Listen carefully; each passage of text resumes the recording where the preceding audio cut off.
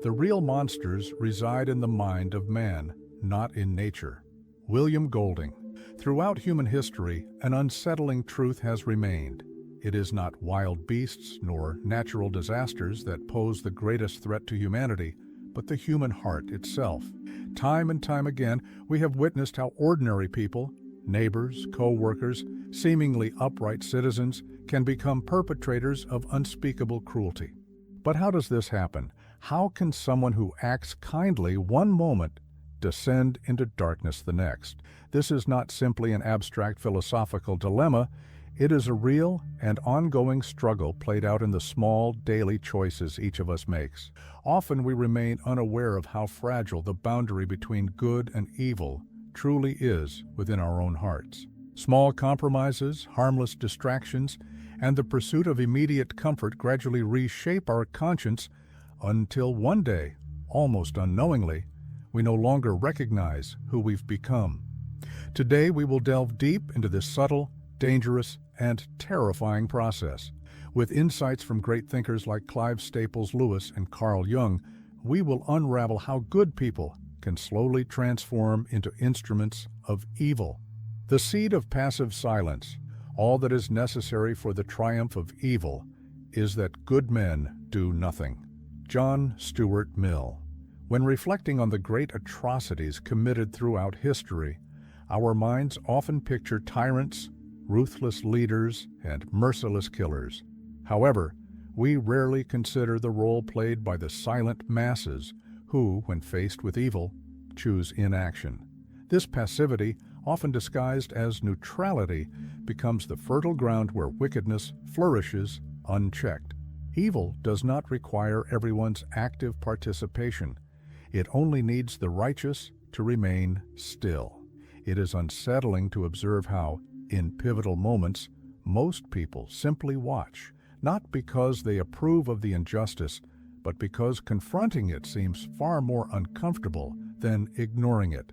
This creates what we might call a moral comfort zone, a temporary sense of relief gained by avoiding conflict, fueled by the naive hope that someone else will step in. Tolstoy argued that most people possess a clear sense of right and wrong, not due to deep philosophical reflection, but through the inherited moral instincts of social and cultural upbringing. Yet, this shallow clarity proves fragile. When circumstances apply pressure or consequences loom, individuals easily begin to compromise their own principles. Silence in the face of evil is often justified with simple rationalizations. It's not my problem. There's nothing I can do. Or, I don't want to get involved. These minor concessions slowly numb one's conscience.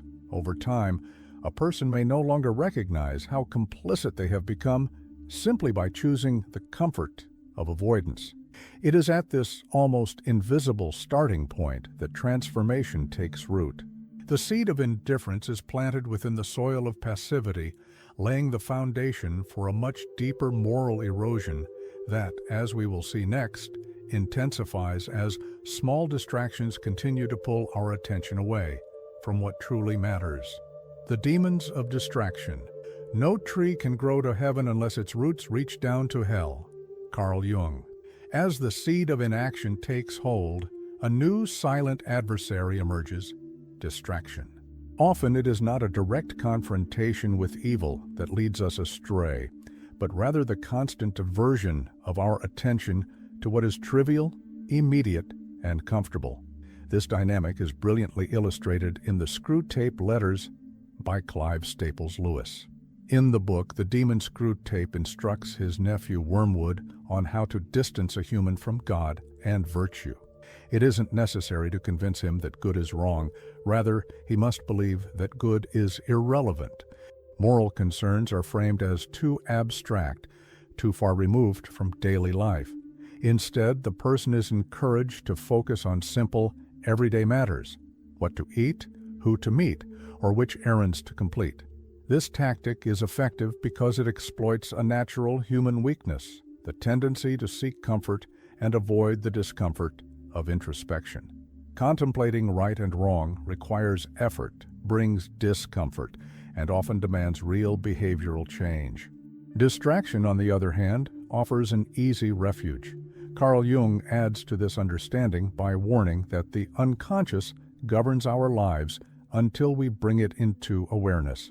While distracted, we function under unexamined internal forces, gradually surrendering to impulses and desires we might once have resisted. Distraction isn't merely a means of escape. It actively dissolves moral awareness. The more we allow trivialities to dominate, the less room remains for ethical reflection. Unknowingly, the mind adapts to avoiding self-examination, creating the perfect internal climate for the subtle advance of moral corruption. Thus, on this ground, already softened by passivity and daily distractions, the first fruits of transformation begin to sprout. The next step on this downward path introduces an even more insidious force: frivolity. Frivolity, laughter as a tool of evil. The greatest evil within the individual is always the inflated ego, for it blinds the conscience. Carl Jung. With the ground prepared by passivity and distraction, frivolity emerges as a potent tool to dismantle moral seriousness. Unlike distraction, which simply diverts attention, frivolity mocks ethical concerns, turning them into objects of ridicule, sarcasm, or apathy. Good and evil cease to be treated as serious matters, instead dismissed as outdated moral debates. In the Screwtape Letters, Screwtape teaches that keeping the human mind from engaging in serious thought is crucial. When everything becomes laughable, the mind instinctively rejects any deep reflection on personal actions. Constant irony builds an emotional shield that prevents honest confrontation with one's own failures. Carl Jung further explains that an inflated ego is the root of profound inner evil. Once someone believes in their intellectual or moral superiority, they lose the ability to perceive their own darkness. Frivolity feeds this ego, always providing clever justifications, turning missteps into jokes, and blocking sincere repentance. Frivolity acts like a sweet poison. It gives a sense of lightness and intellectual sharpness, while quietly dismantling the seriousness required to confront one's decisions. In this state, individuals lose sight of what truly matters morally. Everything becomes entertainment, paving the slippery slope for the next stage of moral degradation: dangerous social adaptation. The poison of social circles. What we do not confront within ourselves, we encounter as fate. Carl Jung. As the individual sinks further into frivolity and indifference, they become increasingly vulnerable to their social environment's influence. In the Screwtape Letters, Clive Staples Lewis illustrates how demons skillfully exploit social dynamics to accelerate the corruption of their human targets. Screwtape advises his nephew to introduce the patient to materialistic friends, people who view themselves as sophisticated, superior, and intellectually refined. The human desire for acceptance and belonging is expertly manipulated. To fit in, the person begins adopting the group's opinions, jokes, and attitudes, slowly abandoning previously held convictions. Carl Jung emphasizes that unresolved internal conflicts manifest in our relationships and choices. Fear of rejection and the longing for social approval expose one's moral vulnerabilities. Thus, individuals soften their positions, compromise their values, avoid moral confrontations, and reshape their identity to align with group expectations. Over time, this adjustment no longer feels like sacrifice, but like personal growth. They convince themselves that they're simply being practical, modern, or liberated from outdated dogma. In truth, they are forfeiting integrity, exchanging solid principles for social convenience. The influence of social circles not only distances people from their original values, but teaches them to disdain those who still cling to them. A divided mind forms, publicly, a polished, agreeable facade, privately, a growing ethical void.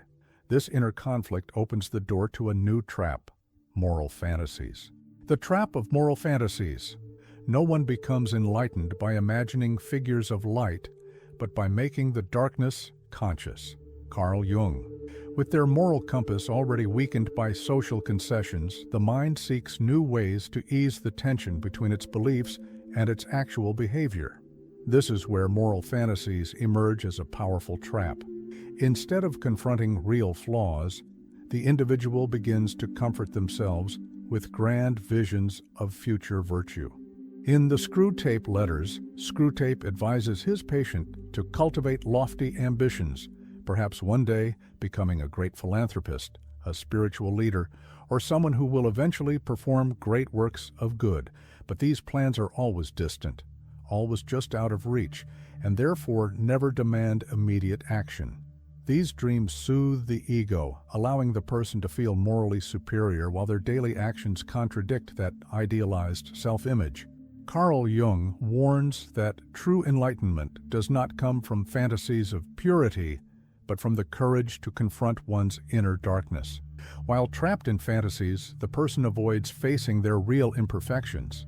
This avoidance blocks genuine moral growth and leaves the individual stuck in a state of ethical stagnation.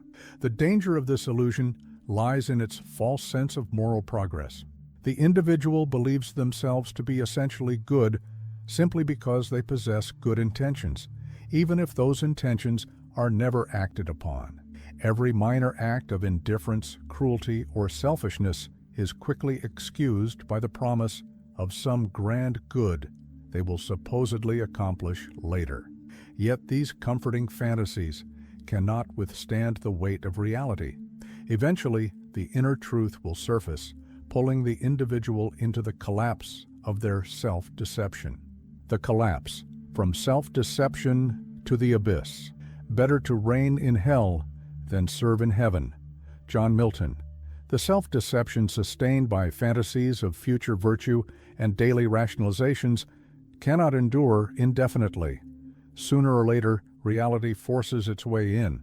When the individual finally confronts the chasm between who they believe they are and what they have actually become, a dangerous internal collapse occurs. Many, unable to bear the shame of their failings, choose the darkest path. In the Screwtape Letters, Screwtape describes how certain souls, upon realizing their own corruption, surrender to despair. They become convinced that they are beyond redemption, that their sins are irreversible, and so they abandon any attempt at change. In this state of mind, they become easy prey to Milton's logic. Better to fully embrace evil than struggle to overcome it. This pattern has also been analyzed by Sigmund Freud and Albert Camus. Freud explored how unresolved psychic conflicts can manifest as self-destructive behaviors. Camus observed how life's absurdity can drive people toward nihilism, where distinctions between right and wrong blur, leaving only the desperate need to emotionally survive, even if that means sacrificing one's own humanity. At this stage, evil is no longer a temporary misstep, but a deliberate choice. Cruelty and selfishness become accepted identities, justified through twisted internal reasoning. The road to redemption appears unreachable, and the individual sinks into their personal darkness. Yet, even in these moral depths, the internal battle is not over. Within every human being, the war between good and evil still rages, demanding conscious choice. The inner war, good and evil within us.